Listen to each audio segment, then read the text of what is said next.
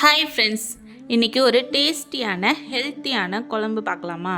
ஆமாங்க, அதுவும் வாழைப்பூவை வச்சு ஒரு உருண்டை குழம்பு எப்படி செய்கிறதுன்னு பார்க்கலாம். அதுக்கு முன்னாடி சேனலை சப்ஸ்கிரைப் பண்ணாதவங்க சப்ஸ்கிரைப் பண்ணிக்கோங்க. வாங்க வீடியோக்குள்ளே போகலாம். அரை கிளாஸ் கடலைப்பருப்பை ஒரு அரை மணி நேரம் ஊற வச்சு எடுத்துருக்கேன். இதை தண்ணி இல்லாமல் ஒரு மிக்ஸி ஜாருக்கு சேர்த்துக்கலாம். இது கூட 2 பட்டை மிளகா, 4 பல்லு பூண்டு, கொஞ்சமாக சோம்பு, தேவையான அளவு உப்பும் சேர்த்து இதை நல்லாவே நைஸாக அரைச்சி எடுத்துக்கோங்க.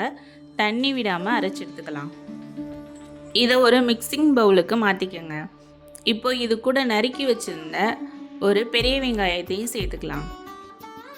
இப்போது இது கூட க்ளீன் பண்ணி வச்சுருந்த வாழைப்பூவையும் சேர்த்துக்கலாம். வாழைப்பூவோட கலர் சேஞ்ச் ஆகாமல் இருக்க அது கூட கொஞ்சமாக தயிர் சேர்த்துக்கோங்க. இப்போது இந்த வாழைப்பூவை நல்லா பிழிஞ்சு விட்டு இந்த கடலைப்பருப்பு கூட சேர்த்துக்கலாம். இப்போ கடலைப்பருப்பு, வெங்காயம், வாழைப்பூ இது மூணையுமே நல்லாவே மிக்ஸ் பண்ணி எடுத்துக்கோங்க. மிக்ஸ் பண்ணிவிட்டு இதை இந்த மாதிரி உருண்டை பிடிச்சி எடுத்துக்கலாம். இந்த மாதிரி எல்லா மாவையுமே நல்லா உருண்டை பிடிச்சி தனியாக எடுத்து வச்சுக்கோங்க.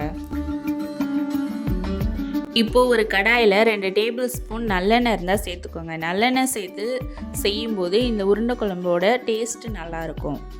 அது கூட ஒரு டேபிள் ஸ்பூன் சோம்பு, கொஞ்சமாக கருவேப்பிலையும் சேர்த்து நல்லா பொரிஞ்சதுக்கப்புறம் அது கூட உரித்து வச்சுருந்த ஒரு பூண்டையும் சேர்த்துக்கலாம். இது கூடவே க்ளீன் பண்ணி வச்சுருந்த சின்ன வெங்காயத்தையும் சேர்த்து நல்லா வதக்கி எடுத்துக்கோங்க. சின்ன வெங்காயத்தோட கலர் சேஞ்ச் ஆகிற அளவுக்கு நல்லா வதங்கட்டும். இது கூட நறுக்கி வச்சுருந்த 2 தக்காளியையும் சேர்த்து நல்லா வதக்கி எடுத்துக்கோங்க. தக்காளி வெங்காயம் வதங்கும் போதே அது கூட தேவையான அளவு உப்பும் சேர்த்து நல்லா வதக்கி எடுத்துக்கோங்க. நெல்லிக்காய் சைஸ் அளவுக்கு கொஞ்சமாக புளியை ஊற வச்சு எடுத்துருக்கேன். இந்த புளியை நல்லா கரைச்சிட்டு தக்காளி வெங்காயத்தோடு சேர்த்துக்கோங்க. இப்போது இது கூட அரை டேபிள் ஸ்பூன் மஞ்சள்தூள், 2 டேபிள் ஸ்பூன் மிளகாய்த்தூள், 3 டேபிள் ஸ்பூன் மல்லித்தூளையும் சேர்த்து நல்லா கட்டி இல்லாமல் கிண்டி விட்டு எடுத்துக்கோங்க. தேவையான அளவு தண்ணியும் ஊற்றிக்கலாம். நான் இன்றைக்கி 1 கிளாஸ் தண்ணியை எக்ஸ்ட்ரா ஆட் பண்ணியிருக்கேன். குழம்பு ஒரு கொதித்ததும் அது கூட நம்ம உருட்டி வச்சுருந்த வாழைப்பூ உருண்டையை சேர்த்துக்கலாம். உருண்டையை சேர்த்துட்டு குழம்ப நல்லா கொதிக்க விட்டு எடுத்துக்கோங்க. மூடி போட்டு இது நல்லாவே வெந்து வரட்டும். இப்போது ஒரு மிக்ஸி ஜாரில் கொஞ்சமாக தேங்காய், 1 டேபிள் ஸ்பூன் ஜீரகம், கொஞ்சமாக தண்ணி விட்டு இந்த தேங்காவை நல்லாவே நைஸாக அரைச்சி எடுத்துக்கோங்க. இந்த குழம்புக்கு தேங்காய் சேர்த்து செய்யும்போது டேஸ்ட்டும் சூப்பராக இருக்கும். உருண்டையை ஒரு 10 நிமிஷமாவது வேக விட்டு எடுத்துக்கோங்க.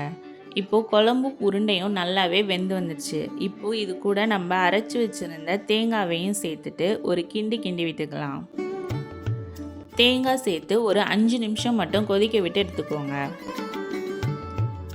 இவ்வளோதாங்க, குழம்பு நல்லா கொதித்து எண்ணெய் பிரிஞ்சு வந்துடுச்சு. இதை சூடான சாதத்தில் கொஞ்சமாக குழம்பு ஊற்றி இந்த உருண்டையை மட்டுமே வச்சு கூட சாப்பிட்லாம். அப்படி இல்லாட்டி அப்பளம் வச்சு கூட சாப்பிட்டு பாருங்கள். டேஸ்ட்டு சூப்பராகவே இருக்கும். அவ்வளோதாங்க, ஹெல்த்தியான ஒரு டேஸ்டியான வாழைப்பூ உருண்டை குழம்பு ரெடி. இந்த வீடியோ பிடிச்சிருந்தா லைக் பண்ணுங்கள், ஷேர் பண்ணுங்கள், கமெண்ட் பண்ணுங்கள், மறக்காமல் சப்ஸ்கிரைப் பண்ணுங்கள். பக்கத்தில் இருக்க பெல் ஐக்கானை கிளிக் பண்ணுங்கள்.